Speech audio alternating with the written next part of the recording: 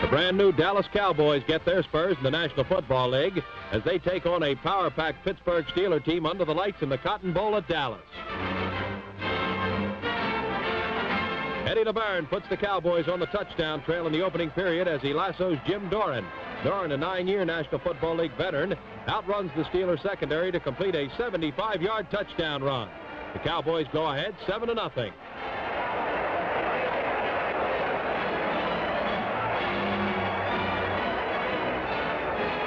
The little Baron, Eddie LeBaron, one of the smallest men ever to make the grade as a pro quarterback, again brings the Dallas Rooters to their feet as he connects cross-country with Frank Clark.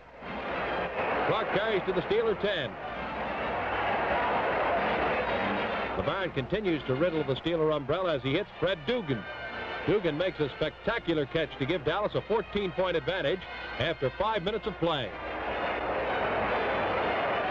The Steelers mount a potent attack as Bobby Layne hits Jimmy Orr on the Cowboy 40. On this play, Layne breaks Sammy Baugh's all-time record for passing yardage. Layne, a former University of Texas star, finds Preston Carpenter open in the right flat. Carpenter eludes 2 defenders as he tight-ropes his way to score for the Steelers. They trail 14-7 after 1 quarter. A bullet pass from LeBaron to Fred Dugan ignites a Cowboy drive in the second quarter. Dugan's off on a 44-yard gain before the Steelers can catch him.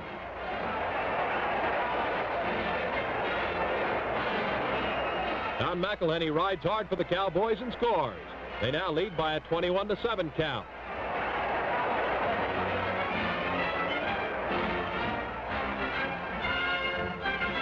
The Steelers storm back as Charlie Scales runs the draw play for a first down on the Dallas 36.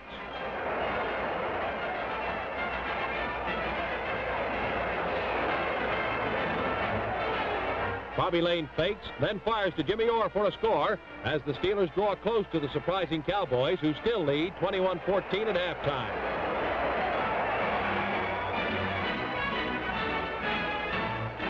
The Steelers work an old Buddy Parker favorite as Tom Tracy connects with Buddy Dial on the halfback pass. Dial darts away from the Cowboys as he goes in to complete the 70-yard play. The game is all tied at 21 apiece.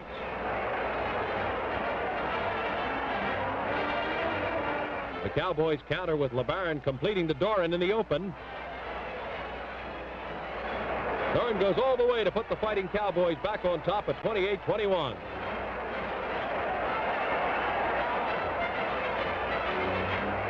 Bobby Layne of the Steelers keeps the action fast and furious as he rifles a shot to Jimmy Orr. Orr shakes loose and gets to the Dallas 27.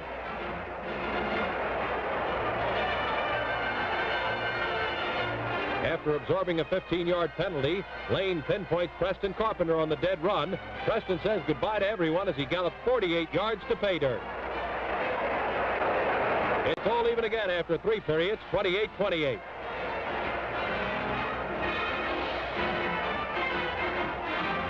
In the final period, Layne and Carpenter team up once more to jolt the Cowboys as Carpenter runs roughshod.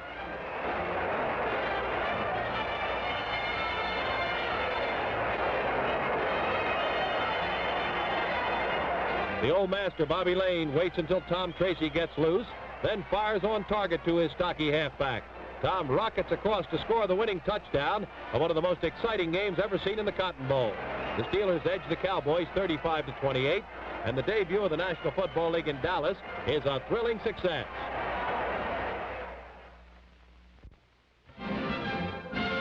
The New York Giants, with a perfect 2-0 record and tied with Cleveland for first place in the Eastern Conference, rolled into Pitt Stadium for an important tussle with the explosive Pittsburgh Steelers before a crowd of more than 40,000. The Giants run into difficulty early in the first period. Joe Morrison attempts a pass on the halfback swing play.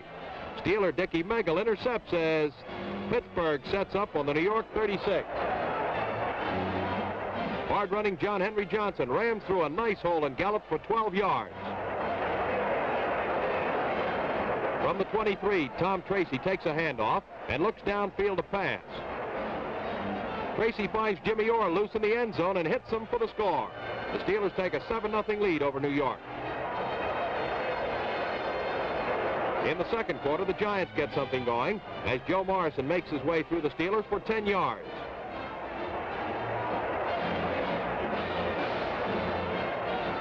New York has to settle for a Pat Summerall field goal. Pat perfect from the 41, and the Giants cut the Steeler lead to 7-3. Later in the quarter, the Steelers are deep in their own territory. John Henry Johnson is dropped in the end zone for a safety to make it Pittsburgh 7, New York 5. Giants with the ball again. George Shaw connects with Kyle Rote to move the pigskin to the Steeler 42. New York's all-pro halfback Frank Gifford moves the ball to the Pittsburgh 27 with this 9-yard charge.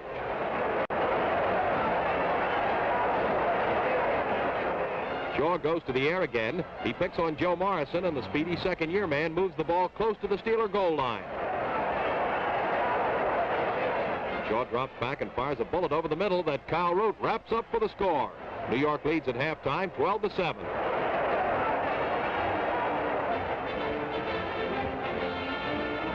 Late in the third period, the Giant offense is rolling again. Charlie Connerly pegs to Joe Morrison. Joe shakes loose from one sure tackle, but loses the handle when he's hit by Dick Camel. Dickie Megal latches on the wayward pigskin for the Steelers. Pittsburgh's passing master Bobby Layne goes to work, and the 13-year veteran hits Buddy Dial. Buddy breezes by the Giants on a 30-yard trip to the end zone as Pittsburgh regains the lead 14-12. The Giants can't move the ball, and the Steelers come storming back. Larry Krutko gained 17 big yards. Layne goes through the O-zone as he fires complete to Jimmy Orr on the New York 17-yard line.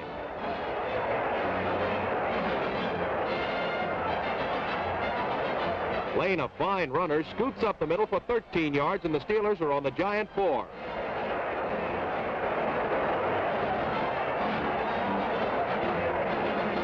That's as far as the big Giant line will allow, so Bert Retchishar splits the uprights on a 10-yard field goal as Pittsburgh extends its lead to 17-12. Charlie Connerly ignites a Giant drive with time running out in the game. Kyle Rote makes the catch and then laterals to Bob Schnelker, who rolls to the Steeler 44.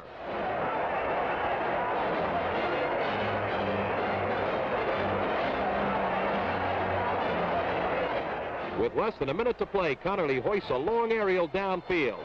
Frank Gifford makes a great catch and tumbles into the end zone with the winning touchdown.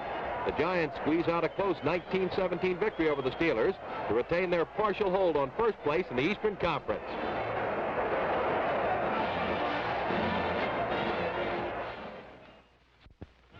Forbes Field, which just saw the Pirates put on a heroic finish in the World Series, is ready for football as the Pittsburgh fans flock to see their Steelers tackle the St. Louis Cardinals. Each team is looking for its second victory of the season. The Steelers start things off in the first quarter with Bobby Layne passing to John Henry Johnson. Johnson rolls to the Cardinal 34.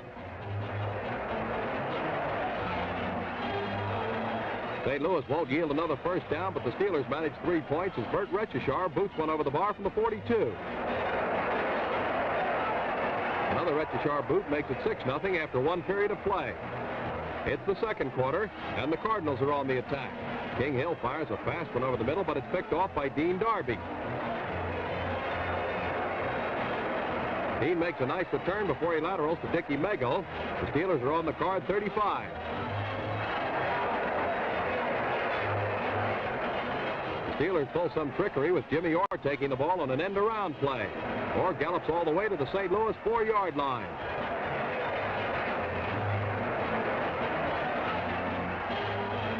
Tom Tracy tries the other side, and the chunky halfback chugs into the corner for the first touchdown of the game. It's Pittsburgh 13, St. Louis nothing.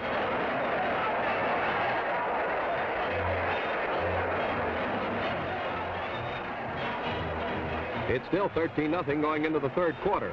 Bobby Layne dodges back for the Steelers and sends a sky-high pass in the direction of Buddy Dial. Buddy's camped under it for a 36-yard gain.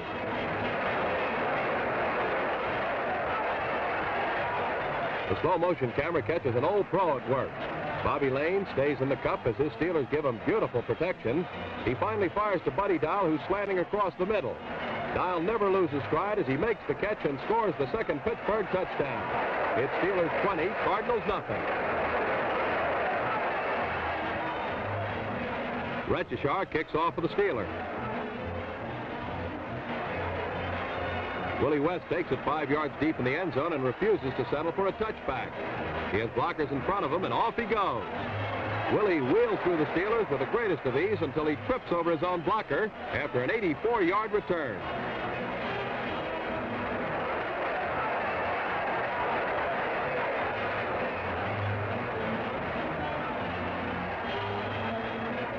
The Cardinals have a golden opportunity, but the alert Steeler defense rises to the occasion.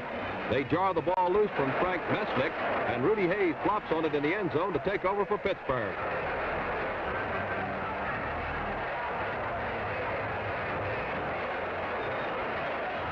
In the final quarter, the Cards show off their quarterback option play as George Izzo flips back to John Crow. Crow takes the Steeler defense wide on a nifty 25-yard cannon. Crow puts the Cards on the scoreboard with a great bit of broken field running. Trapped at the 5, he cuts back to score. Now it's Steelers 20, Cardinals 7. Rookie quarterback George Izzo is still piloting the Cards and looking like a veteran. Watch him pinpoint Sonny Randall for a 24-yard gain that makes it goal to go. Izzo hands to Frank Mesnick, and Frank bangs across the goal line. The Cardinals move closer to the Steelers at 20-14. But the Steelers have the last word today. They trot out a favorite Buddy Parker play with halfback Tom Tracy firing a pass downfield to Jimmy Orr. Orr romps in to polish off the 51-yard effort, and the Pittsburgh Steelers stay close to the Eastern Conference leaders by posting a log of 2 wins against 2 defeats with their 27-14 victory over the St. Louis Cards. Now is the time to purchase your season tickets for the 7 exciting Pittsburgh Steelers home games in 1961. Prices range from $42 for box seats in the second and third tiers to $21 for reserve seats in the end zone. You can also buy tickets at $35 and $28.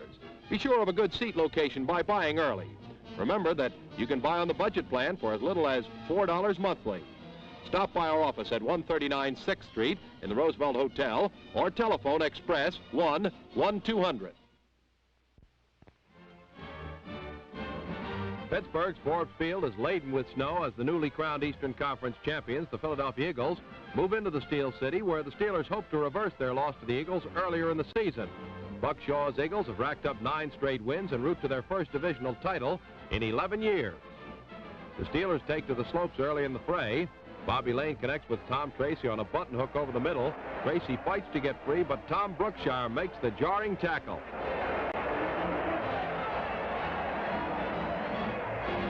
Layne, who will go down as one of the National League's all-time greats, looks for a receiver. None's available, so Bobby totes the mail into the end zone himself. The Steelers warm to an early 7-0 lead. All Eagle flights are grounded, and here come the Steelers. Bobby Layne labels Jimmy Orr with a perfect strike. Brookshire makes the stop at the Eagle 11.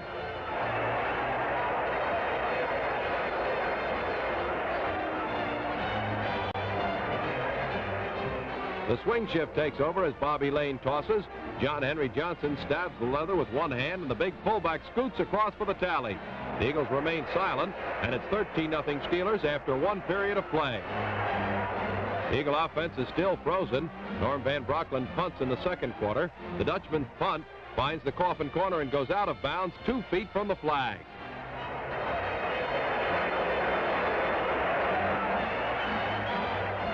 John Henry Johnson gets the Steelers moving as he blasts up the middle.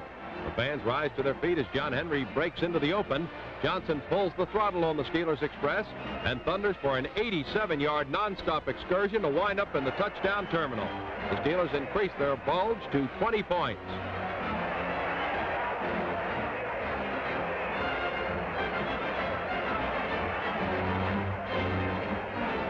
The Eagles are deep in their own nest. Billy Barnes passes on the halfback option. Dickie Meggle makes a sit-down interception. Meggle springs up and heads for the sideline. John Wittenborn stops the speedy Steeler 16 yards from the goal.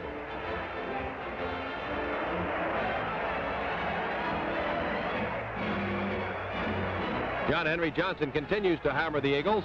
John calls on Buddy Dial with a touchdown toss that mounts the total to 27 for Pittsburgh.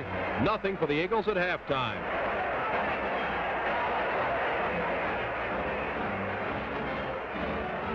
After a scoreless third period, Bobby Layne passes through the snowflakes toward Buddy Dial. Don the Blade Burrows intercepts and knifes his way for 15 yards.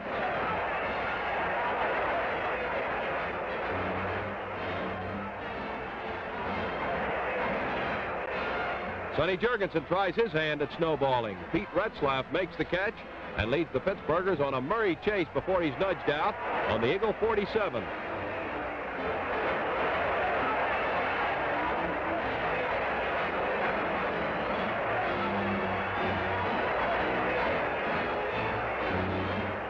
Jurgensen backtracks and shoots a bullet to Tim Brown. The high-flying Eagle rookie from Ball State Teachers outruns the pack. Brown scores on a 53-yard play that puts the Eagles on the board, but the Steelers still hold sway, 27-7. Jurgensen, the former Duke All-American, continues to fire on target. He pinpoints Tommy McDonald with a bullet to the 7.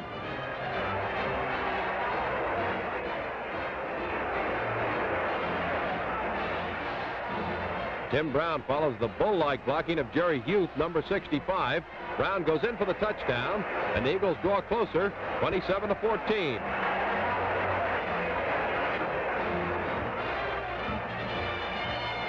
Jurgensen and Brown, a pair of second stringers, team up again to torment the Steelers. Watch Mr. Tim Brown as he puts on a brilliant display of broken field running on a snow-covered turf. George Tarasovic finally makes the stop after 52 yards.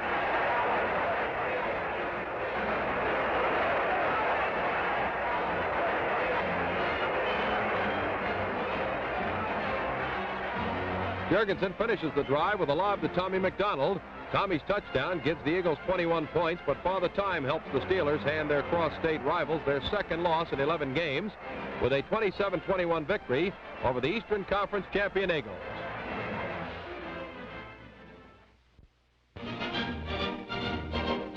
The Pittsburgh Steelers journey to Washington's Griffith Stadium in search of their third victory of the season, but the Redskins, who tied the mighty New York Giants last week, are beginning to look mighty tough. In the first quarter, the Redskins are rolling as Ralph Guglielmi sends up a pass. Jim Pinoli pulls it down for a first down on the Steeler 10-yard line.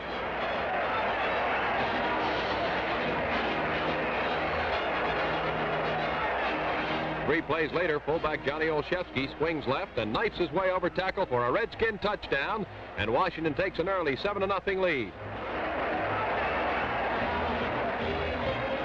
Now it's Pittsburgh's turn. Tom Tracy takes Rudy Bukich's handoff and starts around the left side. The area becomes flooded with Redskins, so Tom changes direction. The maneuver pays off for the Steelers as Tracy rambles for 37 yards to the Redskins' 45. Bukich makes a good fake into the line and throws a swing pass out to Tracy. Tom has it, and the hard-running Steeler travels into the end zone for the touchdown, and Pittsburgh has tied it up at 7 points apiece. Both teams had a field goal in the second period to make it 10-all. In the third stanza, Guglielmi is still throwing, but the Steeler forward wall storms through. Guglielmi fumbles. Joe Louis pounces on the pigskin in the end zone, and the Steelers have a quick touchdown as they take over the lead 17-10.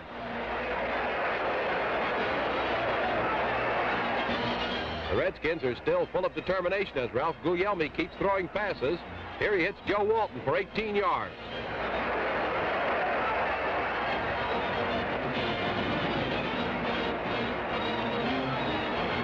The former Notre Dame All-American drops back again and lets fly with another aerial. This pass has touchdown written on it as Walton pulls it in and goes for the score. With a conversion, the count is once again balanced. Now it's 17-17. In the final period of play, Guglielmi has the Redskins on the rampage as he fires to Bill Anderson. This touchdown pass makes the score 24-17 in favor of the Skins. The Steelers add a field goal, but Washington still leads 24-20. The lead is short-lived as Rudy Bukich heaves a bomb complete to Buddy Dial, and Pittsburgh goes right back out in front, 27-24.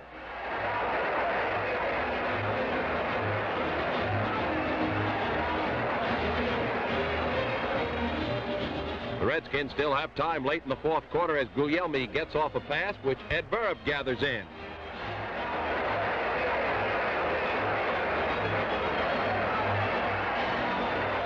It's not close enough for a touchdown, but hot-footed Bob Kayat boots the ball between the uprights for a neat 43-yard field goal, which puts the final score on the board and earns the Skins a 27-27 tie with the Steelers. It's the second tie in 2 weeks for the Redskins, who are still looking for their second win of the season as they remain in 5th place behind the Steelers. The potent Pittsburgh Steelers, perennial spoilers in the Eastern Conference, are up and ready for the third-place Cleveland Browns. The Browns have carved out a 5-2 record and are driving to stay close to the front-running Eagles and Giants. Bobby Layne has his Steel City men on the move the second time they get the ball. Bobby hoists a pass to Buddy Dial at the Cleveland 40, and Buddy adds another 8 yards on a big Pittsburgh play.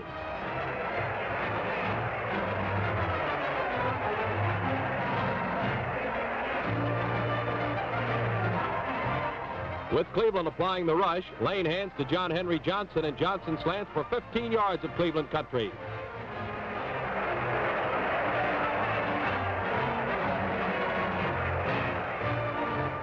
Layne drops back, and he's going to throw this time. His pass is aimed for Preston Carpenter. Carpenter has it and gets to the Cleveland 1.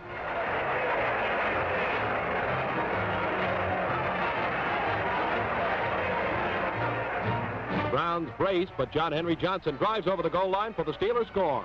The second quarter is scoreless, and at halftime, Pittsburgh leads Cleveland 7-0. It's still 7-0 late in the third quarter as the defensive units star, but Cleveland's Jim Brown breaks things open with a 14-yard burst to the Steeler 25. Plum calls on his other great runner, Bobby Mitchell, and Bobby bolts over the left side for 15 yards. It's goal to go, Cleveland.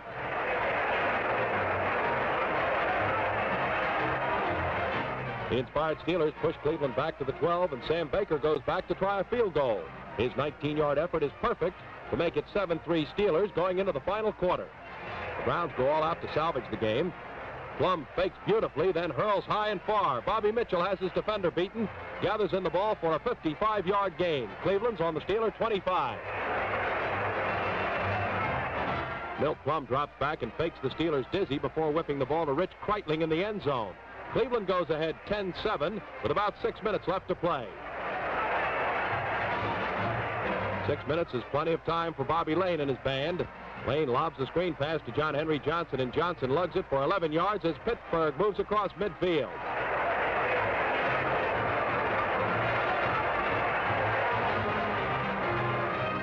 Layne is one of the greatest clutch quarterbacks in the business. Bobby spots Preston Carpenter, and Carpenter proves a tough man to bring down. He gets all the way to the Cleveland 12.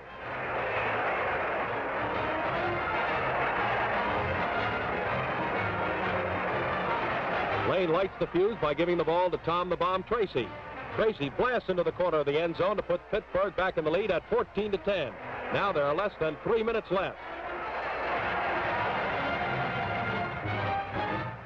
The Browns bid to come from behind. Plum triggers a long shot to Gern Nagler, and Nagler has it for a 27-yard gain.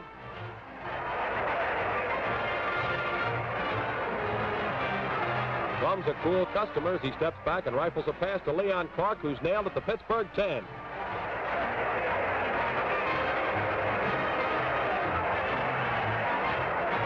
The Browns are mighty close to pulling this one out of the fire as Milt Plum fades and waits for his receivers to get clear.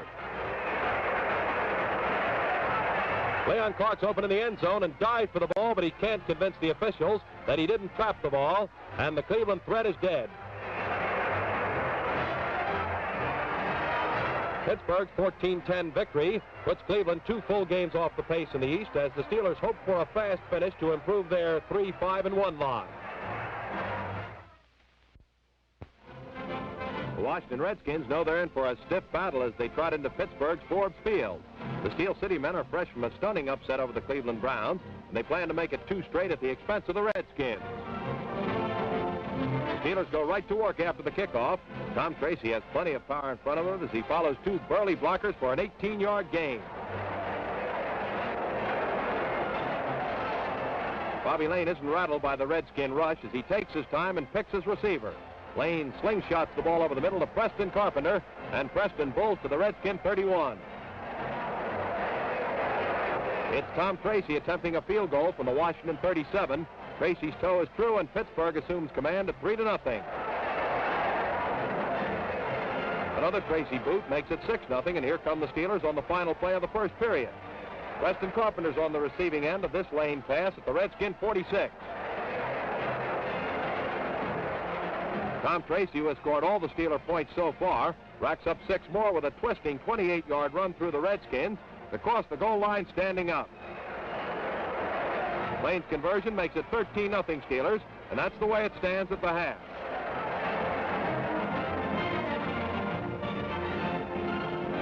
In the third quarter, Bobby Layne's pitching for Pittsburgh again. This one will have to be scored as a wild pitch. Rod Breedlove intercepts for Washington and gets out to the Steeler 49.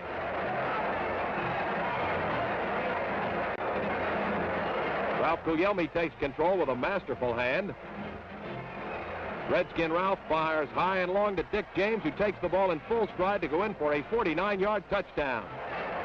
The Steeler lead is cut to a precarious 13-7.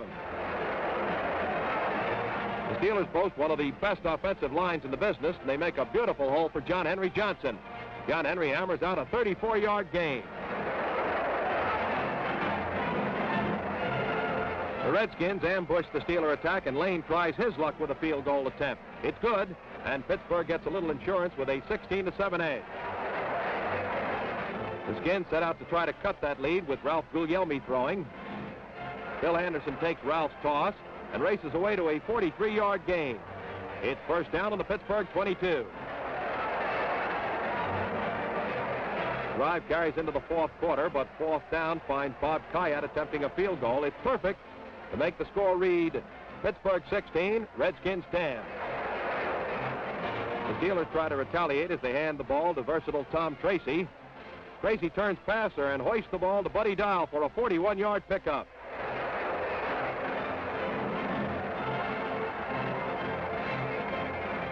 Pittsburgh fools the on-rushing Redskins with a double reverse. Preston Carpenter winds up with the ball and circles left end for a 20-yard gain.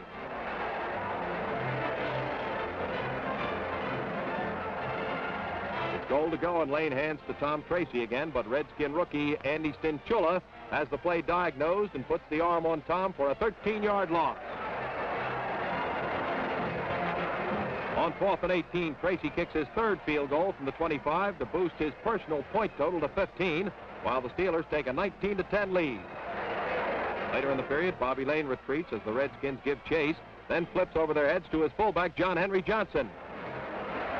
John Henry has a screen of blockers, and he barrels to the Redskin 24. It's Layne's turn to try a field goal. Bobby doesn't miss as he scores the Steelers' final points. Pittsburgh's 22-10 victory gives the Steelers 2 in a row as they try to overtake the fourth-place Cardinals in the Eastern Conference.